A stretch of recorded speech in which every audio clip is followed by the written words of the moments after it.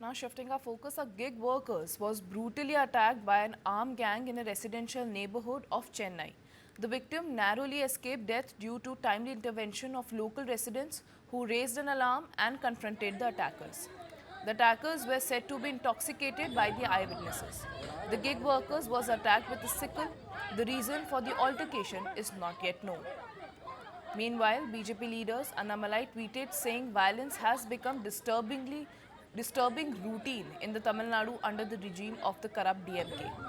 He alleged that the situation had deteriorated over the past 5 years, blaming what he termed the unchecked spread of alcohol, ganja, and synthetic drugs for fueling criminal activity.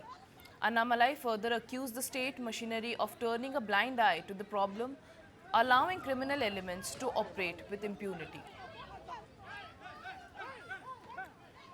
Well, a shocking case from Chennai where a gig workers was attacked. The gig workers earlier this New Year's and the Christmas have staged protests demanding that they are not safe on the streets, and then we have a case coming in from the state of Tamil Nadu where attackers who were, according to the eyewitnesses, were intoxicated, attacked the gig worker with a sickle. Raises questions about the safety of the gig workers and the moral code of conduct in the state. BJP has taken the opportunity to take shots at the ruling government, DMK, saying that they allow such criminal elements to operate in the society with impunity.